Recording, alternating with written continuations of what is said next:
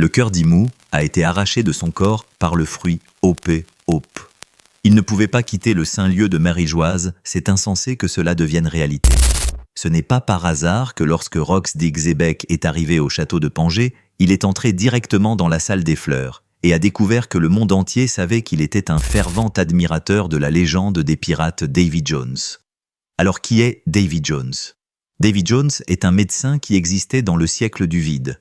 C'était un pirate, celui qui a semé la terreur auprès du roi du monde, Nerona Imu. Grâce au fruit Hope, ses actions consistaient à voler le cœur d'Imu, à le placer dans un coffre maudit, le coffre de la mort, et à le cacher sur une île appelée l'île finale. Après que Roger a trouvé cette île, il l'a nommée Love Tale. N'avez-vous jamais entendu parler de cette théorie? Comment pourriez-vous, car c'est une partie de la théorie que j'ai étudiée depuis la sortie du chapitre 1155. C'est vraiment fascinant à explorer et à développer pour compléter une théorie épique digne de One Piece. L'apparition de Davy Jones, également appelé Dutchman, le cœur arraché du corps, l'amour trahi de Nefertari. Lily, tant d'éléments sont interconnectés d'une manière que vous n'auriez jamais pu imaginer. Suivez-moi pour explorer cela dans la partie principale de cette vidéo. Alors vous avez votre tasse de café en main, n'est-ce pas? Plongeons directement dans la théorie sur le cœur perdu d'Imu, ça va être palpitant. Le contexte du chapitre 1155 montre Sabo déclenchant un incendie pour attaquer Marie-Joise avec sa grande puissance, progressant jusqu'à la salle des fleurs du roi du monde pour un bref dialogue. Le nom de Davy Jones est mentionné prouvant qu'il s'agit d'un personnage lié à Imu dans le passé. Une situation tendue s'est produite entre eux, rendant les choses compliquées pour Imu. Rox ne pouvait pas vaincre Imu directement par sa force à ce moment-là, alors il a déclaré qu'un jour, il reviendrait. Rox n'avait aucune blessure sur son corps lors de ce dialogue avec Imu. Il n'a pas été attaqué, il n'y a pas eu de combat intense entre ces deux personnages avant que Rox ne parte. Il est considéré comme extrêmement puissant, avec 2 lames de domination suprême émanant de lui. Pourquoi Rox a-t-il déclaré qu'il reviendrait? Pourquoi n'a-t-il pas attaqué Imu à ce moment-là pour augmenter ses chances de devenir le roi du monde? C'est assez curieux, n'est-ce pas? Ma théorie est que Rox a découvert quelque chose. S'il possédait cet objet, il était certain que le roi du monde Imu se soumettrait à lui. Il pourrait renverser Imu et devenir le prochain roi du monde. Cela signifie que cet objet a le pouvoir de contrôler et de dominer la puissance d'Imu sans avoir besoin d'utiliser le Haki suprême comme Joy Boy l'a fait. Pas seulement Rox, mais quiconque arriverait à Marie-Joise avec cet objet même sans être le roi des pirates pourrait faire d'Imu un simple subordonné. Je pense à ce moment-là au cœur du roi du monde. Oui, ça semble complètement insensé, n'est-ce pas, parce que c'est le cœur d'Imu. Selon l'idée de mon ami Hong Fook Nguyen, nous avons une histoire liée à un personnage nommé Davy Jones. Davy Jones est un personnage du même nom que celui du film Pirates des Caraïbes, très célèbre. Permettez-moi de résumer brièvement le contexte de ce personnage avant d'aller dans une analyse approfondie d'Imu. Dans Pirates des Caraïbes, Davy Jones apparaît en tant que capitaine du navire Flying Dutchman. Personne ne connaît vraiment son âge. Oda a utilisé des éléments du Flying Dutchman pour nommer un navire maudit similaire appartenant à la famille Vanderdecken. Ce navire a une résistance incroyable, capable de supporter la pression de l'eau à 7000 mètres de profondeur. On l'appelle un navire maudit parce qu'il erre éternellement sur l'océan sans jamais pouvoir accoster. On raconte que le capitaine Vanderdecken a commis des péchés contre le ciel, ce qui l'a maudit à errer ainsi. Cependant, cette malédiction se transmet de génération en génération et actuellement, nous en sommes à la 9e génération des Vanderdecken. Dans Pirates des Caraïbes, le navire de Davy Jones, le Dutchman, a pour fonction de collecter les âmes pour le servir. On l'appelle aussi le navire fantôme. Davy Jones avait une histoire d'amour avec Calypso, une déesse de la mer ayant du sang humain. Leur amour, loin d'être parfait, s'est transformé en haine mutuelle. Davy Jones conservait des souvenirs de Calypso, notamment des touches de piano liées à leurs moments ensemble. Comme vous l'avez vu dans One Piece, nous avons Imu avec des objets liés à Nefertari Lily dans la salle des fleurs, comme s'il vénérait un amour pour cette femme. Imu a révélé que Lily l'avait trahi à un moment crucial lorsque les armes antiques ont été dispersées dans le monde, donnant l'opportunité aux pirates de trouver l'île finale à travers les 4 Road Poneglyphs. Dans Pirates des Caraïbes, Davy Jones a réussi à enfermer Calypso dans une forme humaine appelée Tia Dalma, un détail assez similaire à la disparition de la reine Lily. Personne ne sait où elle est partie après être arrivée à Marie-Joise sans jamais revenir.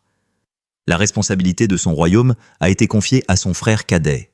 L'apparition de Vivi, qui ressemble étrangement à la reine Lily, a suscité l'idée qu'Imou voyait en elle son ancien amour. C'est pourquoi il a ordonné à ses subordonnés de la capturer lors du récent conseil de rêverie, mais il a échoué avec l'apparition de Sabo.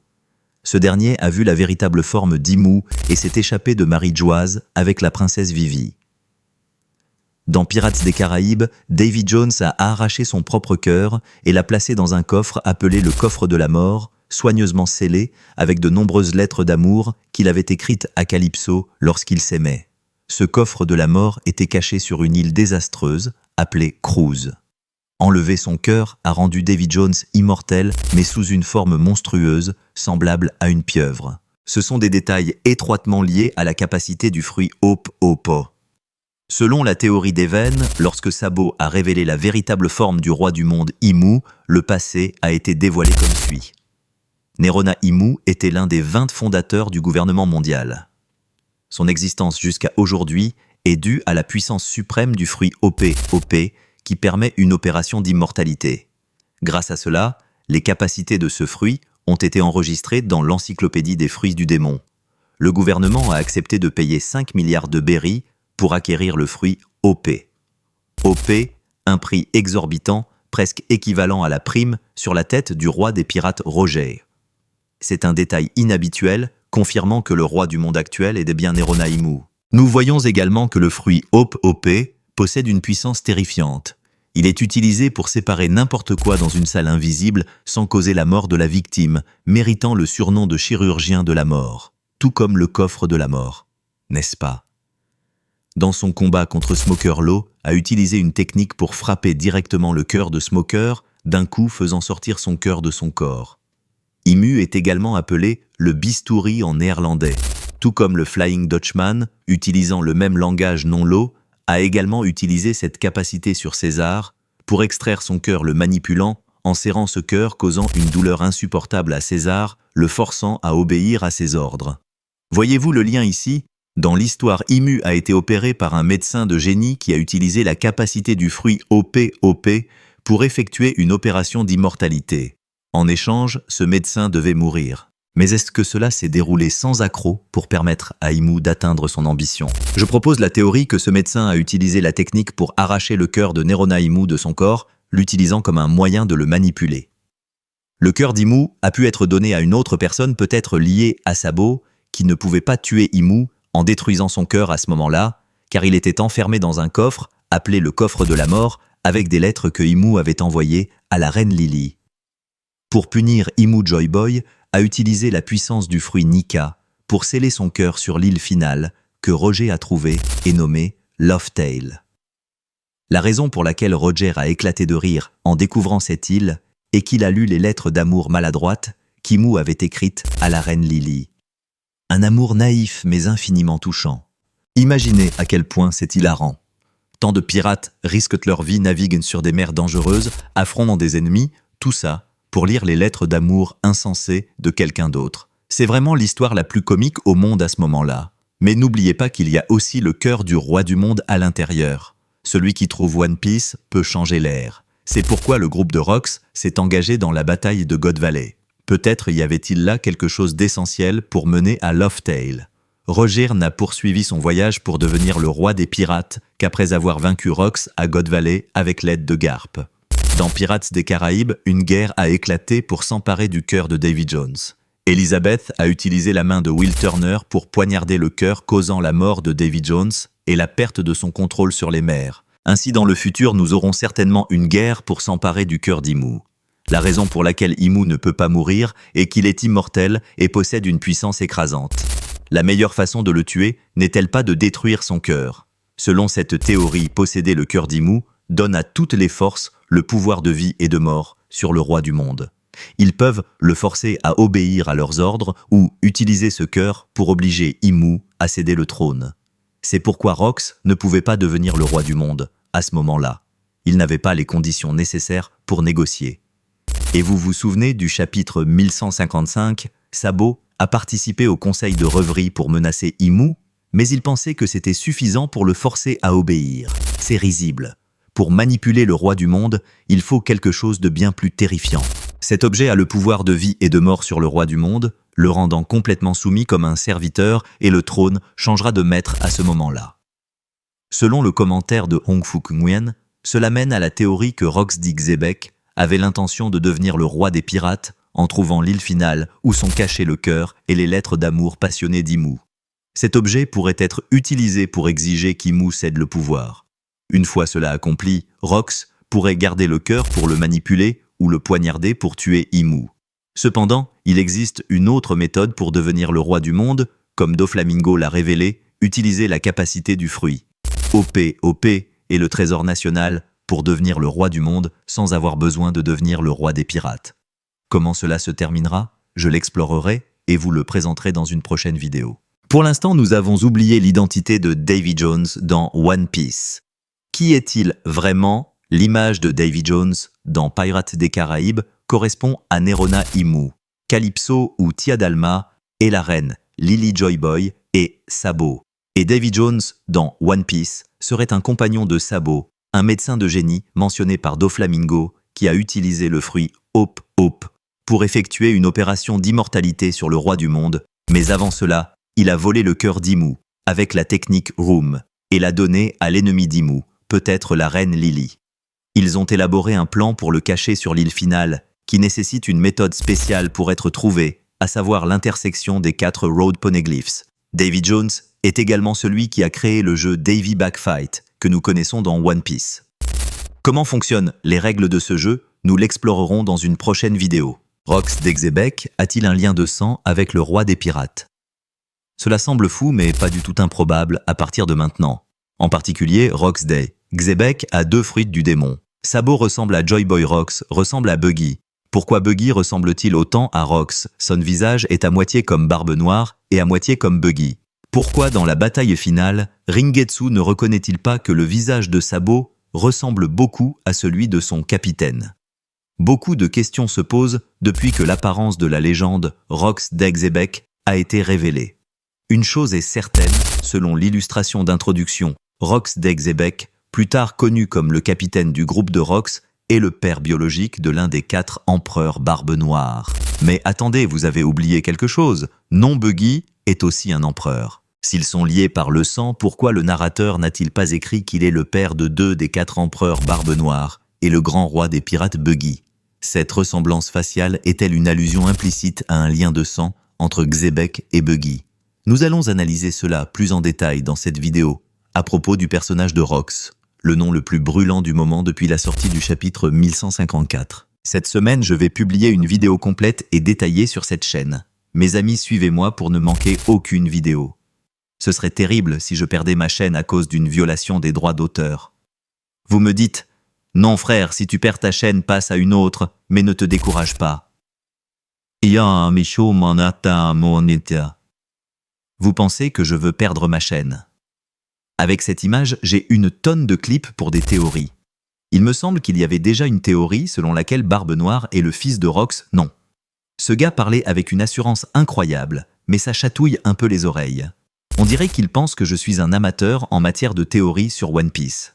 Non, disons plutôt une montagne de théories.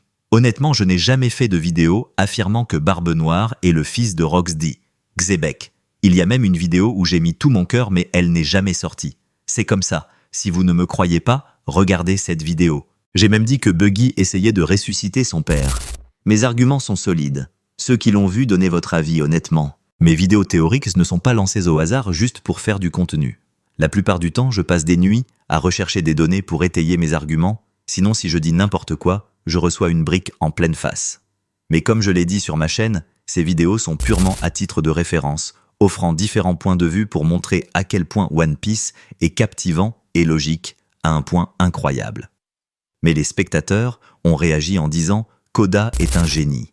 Un ami a dit « Comment Barbe Blanche peut-il élever le fils de Roger et Rox et pourquoi doit-il avoir un visage qui ressemble à Shanks ?» L'ombre cool de Dragon et Roger n'a pas un visage qui ressemble à Luffy et encore moins à Rox avec son nez rouge comme Buggy. Je ne sais pas s'il y a un retournement de situation ou pas. Franchement, quand on voit l'ombre de Rox dessinée dans l'animé, la plupart des spectateurs remarquent que ce personnage a des cheveux assez similaires à ceux de Monkey D. Dragon. Il y a même une théorie selon laquelle Dragon est le véritable fils de Rox et non Barbe Noire. Les traits du visage sont indiscutables. Malheureusement, cette théorie est aussi partie au poulailler. Comme la plupart des spectateurs l'ont vu sur les sites d'information récemment, quand l'apparence de Xebec a été clairement révélée, elle est divisée en deux parties. La gauche ressemble à Barbe Noire, la droite à Buggy, seule la forme du nez diffère. Mais je crois que la plupart des gens se sont fait berner par quelque chose qu'ils ont oublié récemment, la double personnalité. Quand Luffy, Zoro et Nami sont entrés dans un bar et ont rencontré Barbe Noire, ils voulaient lui poser des questions sur les îles Célestes. Mais Luffy et Zoro ont senti que ce n'était pas lui, mais plutôt eux. L'instinct de Luffy et Zoro ne peut pas se tromper. C'est aussi une allusion de l'auteur pour que les spectateurs comprennent mieux la notion de double personnalité. Plus tard, Cavendish a été introduit comme quelqu'un qui ne contrôle pas sa deuxième personnalité appelée Hakuba. Hakuba est une personnalité extrêmement puissante, bien supérieure à celle de Cavendish. Quand Cavendish dort, Hakuba se réveille et prend le contrôle. Cela donne l'impression que Cavendish ne dort jamais. Buggy n'a-t-il pas dit que Barbe Noire ne dort jamais de toute sa vie, selon les observations des membres de l'équipage de Barbe Blanche, qui l'ont surveillé pendant 2 jours et 2 nuits avant de tirer cette conclusion. C'est un signe que le trouble de la personnalité multiple existe chez Barbe Noire et son père Rox D. Xebec l'avait aussi. Cependant, ce qui est encore plus impressionnant chez Rox, c'est qu'il ne se limite pas à 2 personnalités, mais en a 3 qui contrôlent son corps à tour de rôle. Les dents cassées de Barbe Noire, ce sont 3 dents, n'est-ce pas? Avez-vous déjà remarqué la position des dents cassées? Sa mâchoire supérieure a 2 dents cassées à gauche et sa mâchoire inférieure varie. Parfois, une dent est cassée à droite. D'autres fois, 2 dents sont cassées sauf celle du milieu. Luffy ou tout autre personnage de manga, quand ils perdent une dent, elle repousse normalement après. Parfois, boire du lait suffit à restaurer le calcium. Mais pour Barbe Noire, les dents manquantes sont un détail intentionnel d'Oda, pas juste pour faire rire les fans. Et ce n'est pas tout. Vous remarquerez que dans certaines apparitions, Barbe Noire n'a aucune dent manquante. Waouh, ce n'est pas une erreur. Ni l'auteur, ni les éditeurs n'ont corrigé cela, laissant les choses se dérouler jusqu'à aujourd'hui. Cela prouve que Barbe Noire, avec toutes ses dents ou avec 3 ou 4 dents manquantes, représente 3 états différents. Ce sont 3 personnalités qui se relaient pour contrôler son corps sans avoir besoin de sommeil, maintenant un état d'esprit excité. De plus, chaque personnalité contrôle une partie différente de sa puissance, et l'une d'elles dépasse les autres en termes de capacité de combat, incluant 2 Haki suprêmes. Clairement, Cavendish peut contrôler sa personnalité, Hakuba la rendant inoffensive, mais sa puissance reste inchangée. Rox est un personnage lié au tabou de ce monde. Il apparaît souvent avec une puissance énorme capable de terrasser un amiral de la marine sans effort. Le combat dans la vallée des dieux montre 2 expressions sur le visage de Rox représentant ces 2 personnalités. En particulier, Rox maîtrise parfaitement ses personnalités. De plus, ce que vous ne pouvez nier, c'est que Rox possède 2 fruits du démon, tout comme Barbe Noire, aujourd'hui basée sur ces 2 personnalités. Les données de One Piece confirment que chaque fruit du démon contient une âme distincte qui prend possession du corps de l'utilisateur lorsqu'il est consommé. Si une personne mange 2 fruits du démon, les 2 âmes s'affrontent, provoquant l'explosion du corps et la mort. Cet affrontement des âmes est une métaphore pour une réaction si intense qu'elle fait exploser le corps, comme l'explique la science. Dans le cas de Barbe Noire, il a plus d'une âme dans son corps, précisément des personnalités multiples comme nous l'analysons. Barbe Noire a lié son destin à l'équipage de Barbe Blanche pour trouver le fruit Yami Yami. Cette capacité d'obscurité est efficace pour contrôler ses personnalités et un 2e voire un 3e fruit du démon. Quand il a tué Tatch et pris le fruit Yami Yami, cette capacité d'obscurité neutralise tout fruit du démon en contact direct avec l'ombre qu'elle crée. Cela lui a permis de chercher d'autres fruits du démon à consommer sans risquer l'explosion de son corps. Puisque le Yami Yami neutralise l'âme du fruit, il n'y a pas de conflit avec l'âme du Yami dans le corps de Barbe Noire, donc pas d'explosion. Cependant, cela ne fonctionne que si la personne qui mange un 2e fruit a plus d'une âme dans son corps.